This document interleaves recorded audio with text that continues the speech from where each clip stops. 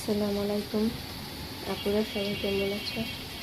আশা করি সবাই ভালো আছো। আমরা সবাই ভালো আছি। তো সকালে ঘুম থেকে উঠে ফ্রেশ ট্রেশ হয়ে এখন চার জন্য পানি বসেছি। আর তরকারি গরম করে এখন মিষ্টি কুমড়ো ভাজি ছিল, এগুলো গরম করতেছি। তারপর রুটি পানি বসাবো, রুটি বানাবো, করবো। তো কাজ বাজ করতে করতে থাকো।